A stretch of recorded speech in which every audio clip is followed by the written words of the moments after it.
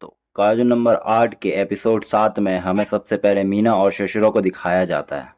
वो बैटलफील्ड पे पहुंच चुके होते हैं और वहां पे बस उन्हें मॉन्स्टर के पार्ट्स ही नजर आ रहे होते हैं, जिस मॉन्स्टर को काफका ने पिछले एपिसोड में मार दिया। शोशिरो अपने मन में सोच रहा होता है, ये जैसा भी हो बहुत बुरा है।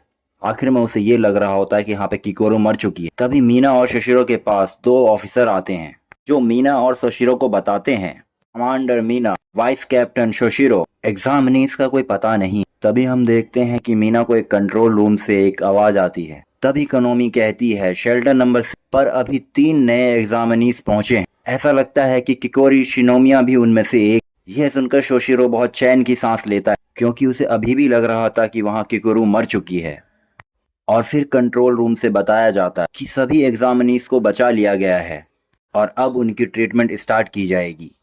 उसके बाद शोशिरो कैप्टन मीना से पूछता है कि आप इस सिचुएशन के बारे में क्या सोचती हैं। तो मीना कहती है कि किरोशिनोमिया बहुत स्ट्रांग है, लेकिन उसके लिए अकेले ये सब करना नामुमकिन है, क्योंकि ये मॉन्स्टर अपने आप को रिवाइव कर सकते थे।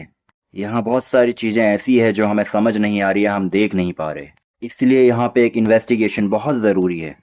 इसके बाद कैप्टन मीना अपने सोल्जर से कहती है जल्दी से एक इन्वेस्टिगेशन टीम को रेडी करो जो कि इन्वेस्टिगेशन करे, और हाँ, डिस्पोजल टीम को भी खबर दे दो यहाँ आने के लिए। और शिशोरो और मीना दूसरे मॉन्स्टर से लड़ने जा रहे होते हैं, लेकिन शोशिरो अपने मन में सोच रहा होता है कि ये सिचुएशन काफी सिमिलर सी है। 3 महीने पहले एक मॉन्स्टर अपीयर हुआ था। 3 महीने पहले काफका काजू में ट्रांसफॉर्म हुआ था, उस टाइम उसने एक मॉन्स्टर से लड़ा था, ये उसी की बात कर रहा है। उसके बाद हमें हॉस्पिटल का फर्स्ट एयर चैम्बर दिखाया जाता है। इसमें रेनो काफका से कह रहा होता है कि तुम बहुत ही लक्की हो, तुम्हें बहुत कम इंजरीज आई है और तो और तुम बहुत जल्दी ठीक भी हो जाओगे। लेकिन काफका बहुत ही अनहैप्पी होता है और कहता है मैं दोबारा से हॉस्पिटल में आ गया हूँ। लेनो उसे बताता है कि किकोरू अब ठीक है, उसे डिफेंस फोर्स के टॉप मेडिकल टीम से ट्रीटमेंट दिया जा रहा है।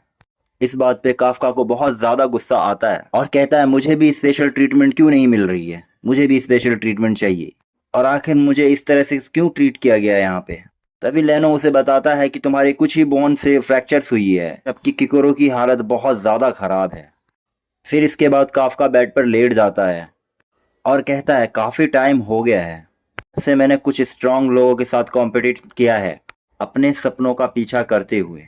का मतलब है हर मिनट के हर सेकंड में तुम किसी न किसी से हार सकते हो। काफका लेनो से कहता है लेकिन यहाँ बहुत सी ऐसी चीज़ें भी है कि तुम ये सब भूल जाते हो, और मुझे बस यही याद है कि तुम ही थे लेनो जिसने मुझे दोबारा से लड़ने के लिए इनकरेज किया।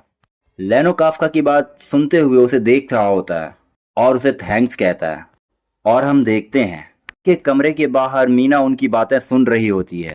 तभी दिखाया जाता है उनके कमरे में कोई पैर रखता है। लेनो और काफका उसे देख रहे होते हैं और कहते हैं अरे ये तो कमांडर मीना है। तभी दिखाया जाता है काफका अपने मन में सोच रहा होता है मीना आखिर ये यहाँ क्यों आई है। लेनो मीना से पूछ लेता है कमांडर आप यहाँ क्या कर रही हैं। तो मीना उसे बताती है कि तुम दोनों ही थे जिसने किकोरू को जान बचाई है और इसे इंजर्ड होने से बचाया है। और मीना उन दोनों को सैल्यूट करती है और कहती है मैं तुम्हारा थैंक्स करती हूँ क्योंकि तुमने किकोरू की लाइफ को बचाया है। ये देखकर काफका और लेनो भी हैरान रह जाते हैं, लेकिन मीना वहाँ से जाने लगती है। काफका खुद को रोकते हुए कहता है नहीं अभी नहीं, मैं उससे जब बात करूँगा जब मैं खुद डिफेंस फोर्स ज्वाइन कर लूँगा। लेकिन काफका उसे अभी भी जाते हुए देख रहा होता है क्योंकि वो उससे अपने बचपन के बारे में बात करना चाहता है। फिर सीन शिफ्ट होता है और हम देखते हैं कोकोमोंजो सिटी टोक्यो, जहां से आवाज़ें आ रही होती है, और हम देखते हैं कोई रेडियो पर ये बातें सुन रहा होता है और वो कह रहा होता है इस एक्सीडेंट में बहुत सारे लोगों की इंजरीज हुई है लेकिन कोई भी डेथ नहीं हुई है। जिसने वो रेडियो पकड़ा होता है वो कहता है क्या 0 लोग और कोई भी डेथ नहीं हुई। और हम देखते हैं वो और कोई नहीं बल्कि वही मिस्टीरियस मॉन्स्टर होता है जो इस एक्सीडेंट का कारण होता है। और वो अपने मन में सोच रहा होता है नहीं नहीं, इतना सब कुछ होने के बाद भी कोई डेथ नहीं, क्या वहाँ के कमांडर इतने मजबूत है। और हम देखते हैं ये मॉन्स्टर एक टॉयलेट में बैठा होता है और कहता है कैप्टन इतनी स्ट्रांग नहीं हो सकती कि वो सभी डेथ्स को होने से बचा ले। तो फिर ये किसका काम हो सकता है आखिर, मुझे इसका पता लगाना होगा। और वो मॉन्स्टर उस कॉल का आंसर देता है और उस कॉल में से आवाज़ आती है जल्दी से यहाँ पर आओ, ब्रेक टाइम ओवर हो चुकी है, तुम कहाँ हो। तभी दिखाया जाता है ये मॉन्स्टर इंसानों की आवाज में बोलता है, ठीक है आ रहा हूँ, मैं अपनी कुछ चीजें इकट्ठा कर रहा हूँ, बस आ रहा हूँ। तभी हम देखते हैं वो मॉन्स्टर अपनी बॉडी को बदलना शुरू कर देता है और हम देखते हैं वो अपनी बॉडी बदलते बदलते एक ह्यूमन स्ट्रक्चर में आने लगता है और वो ह्यूमन बनने लगता है। फिर हम देखते हैं ये मॉन्स्टर जब टॉयलेट से बाहर निकल रहा होता है वो एक यूनिफॉर्म पहन लेता है और ये कहता है, ये इंसान कभी कभी कितने अननोइंग हो जाते हैं। मॉन्स्टर को देखते हैं वो अपने ह्यूमन बॉडी में ही इंसानों के पास जा रहा होता और कहता है, सॉरी सॉरी मेरे पेट में थोड़ा सा दर्द आ गया था।